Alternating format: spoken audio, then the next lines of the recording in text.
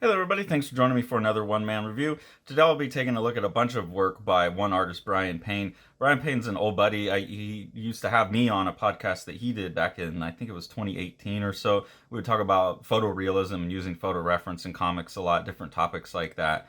I've never gotten a big chunk of Brian's work. Brian self-published these things, and he lives up in Alaska. I forget exactly where, but it's a smaller town, I believe, in Alaska, maybe Homer, Alaska. So I never got access to any of this stuff before. Finally, I was like, Brian, I gotta have all your stuff so we can talk about it and have you on the channel. So hopefully we'll be getting an interview with Brian as well. I've missed talking to him. It's been a while, but I wanted to go ahead and take a look at a lot of his work. I showed his latest thing in my first mailbag issue, and that's why I was like, man, okay, I got to get on this and get his stuff. So Brian has a lot of fun with comics. I think he just plays and does what he wants to do. He also does a really interesting thing where he's pretty much him and his wife are his models in all of these, and they'll show up as different characters.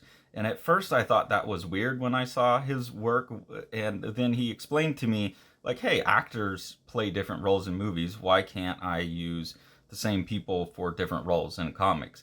And then talking to Sean and stuff, I realized that Tezuka has like his star system where he'll reuse stuff. But especially for someone working with photorealism, it was always a problem for me where I was like, man, I've already used that friend of mine. I can't use him again. And Brian kind of knocked me out of that.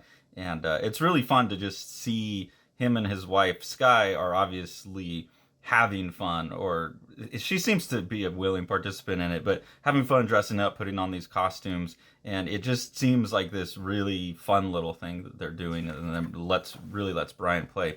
So I want to take a look at some of it. I think it's really interesting. This one I hadn't heard him talk about before. This is a D12 bootleg, and it's obviously just an homage to early Image stuff. You've got Deathblow there. We've got Larry Stroman, I think that was his name. Tribe on the back with the super thick legs and booty there.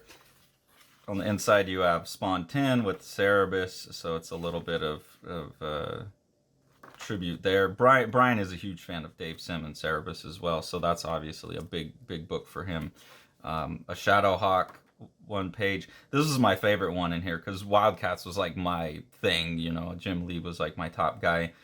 So I remember this issue, like every page of it, and this shot in particular. And then it's really funny because he has his wife Sky playing Old Lady Voodoo, and I like that idea of her having grown up out of her Wildcats days and reflecting back on it. Then you have a couple pages here where he's poking fun at Prophet.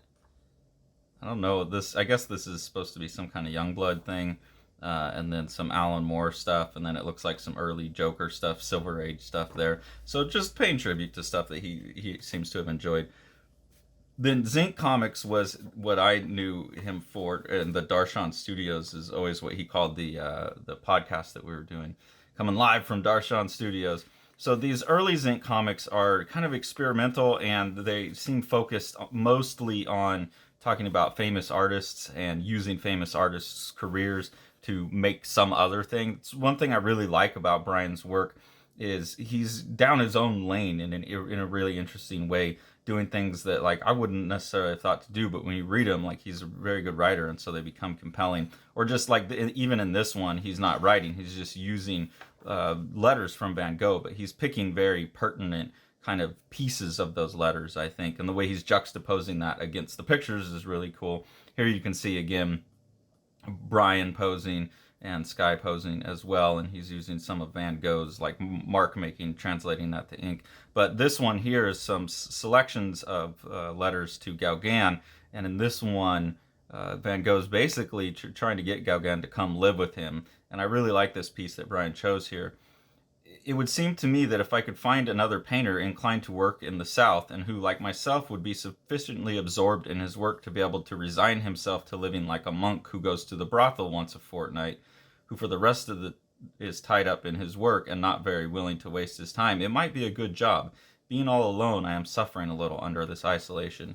And I think that's a really probably resonant statement for a lot of artists. We want to be in our studio alone, focusing on our work, not a lot of human contact. But also, I think most of us at the end of the day do want to have some human contact. I'm very much like that. So I very much feel that. Like, I don't want a huge friend group. I don't want a lot of people around and a lot of social obligations. But also, like, I can't just totally be shut in. That's not healthy for me. And I think Brian living up in a small town in Alaska, probably that seems like very, part of what he's dealing with, what he enjoys about his life probably, and what he struggles with. And you can see in the fact that it's just mostly him and Sky posing for most of the stuff. He is living like in a cloistered little environment and enjoying it.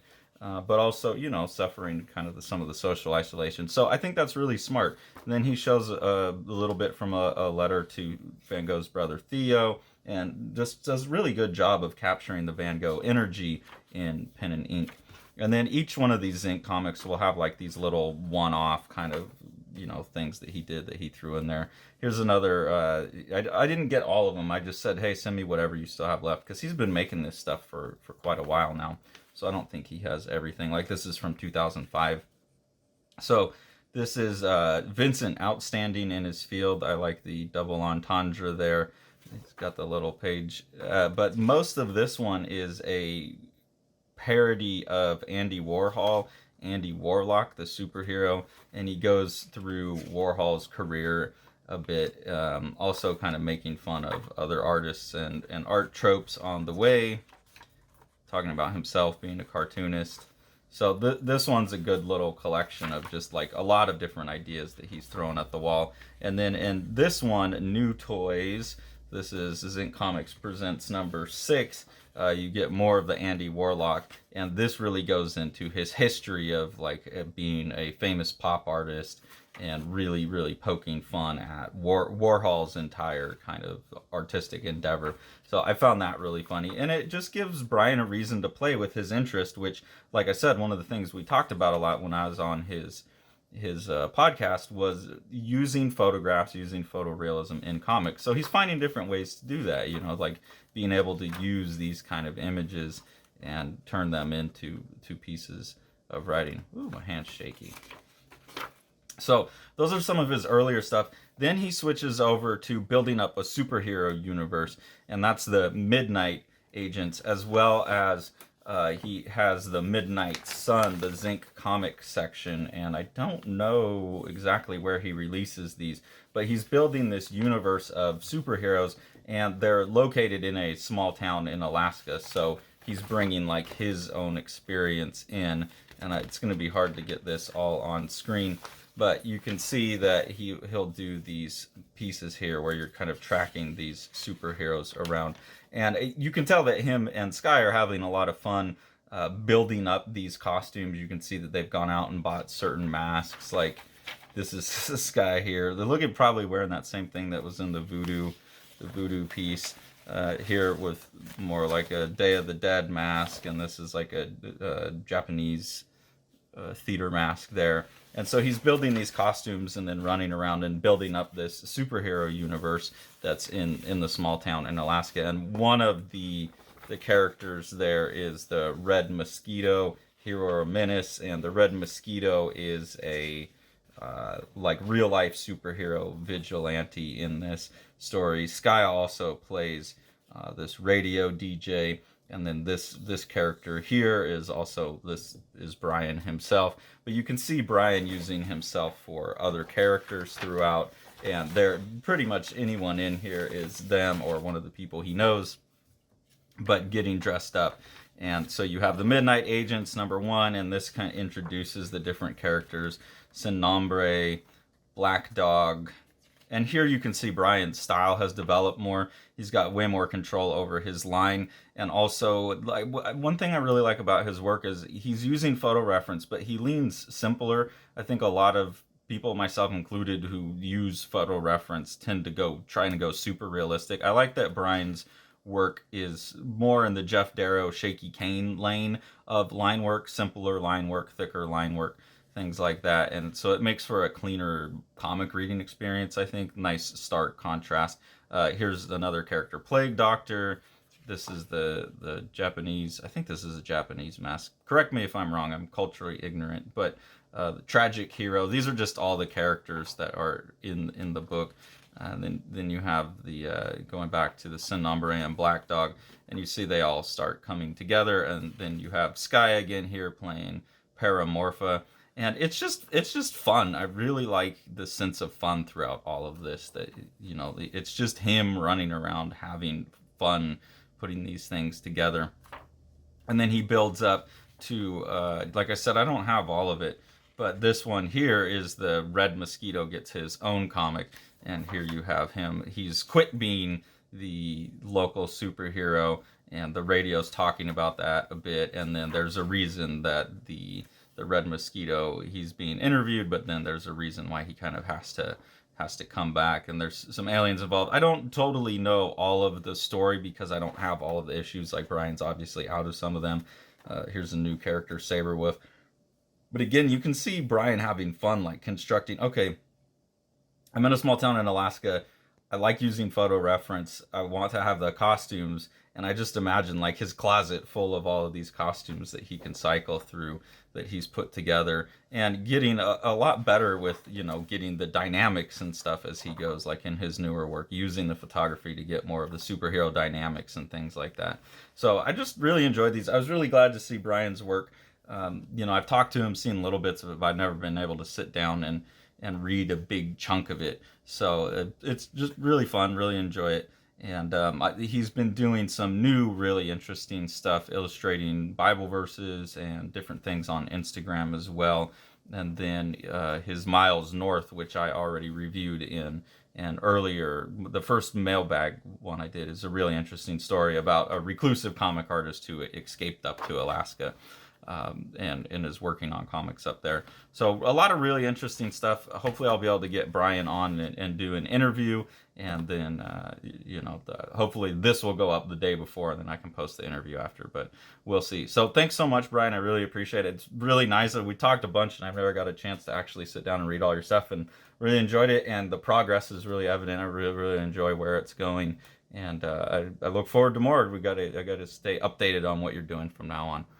I'll also have to find out from Brian how people can order it. It looks like zinccomics.com. I'll make sure to put a link in so you can get what Brian's doing and support it. And I do think, like, especially the newer stuff he's doing is getting even more compelling, and I don't want to say more experimental, but it seems even more personal from what I've seen of the Miles North stuff. So I hope he keeps going down that lane, but definitely go pick up some of the older works as well and support Brian. And then if you enjoy what we're doing here on the channel and you want to support us, there's two ways to do that. The first one's through our Patreon. There's two different tiers of engagement there. One's just early access to the videos. The other one's exclusive access to online web comics, early previews of the comics. Sean and I are working on things like that. Any of the money that we make, we just put back into the community by buying the books that we review, trying to give money back to other artists. So we appreciate that help. And then if you want to support Living the Line, the best thing to do is to purchase some of the books that Sean's been putting out through Living the Line Publishing. So we'll go ahead and take a look at one of his projects now. The Eisner nominated The Strange Death of Alex Raymond by Dave Sim and myself. This is a gorgeously illustrated and designed book. Dave doing most of the illustration. Amazing compositions throughout. What Dave is doing is he's recording his obsession with the death of master cartoonist Alex Raymond behind the wheel of Stan Drake's car when they got into a car crash. The best description of the book that I've heard is that it's like understanding comics with pages like this mixed with something like From Hell when you get into the theories about what actually happened with the car crash. And then with Sean on production, it's just one of the most gorgeously printed books you could get a hold of. Thanks for following along. Take it away, Jack. You want to see all these books? Smash that subscribe button and the like button and the bell, and then you get them.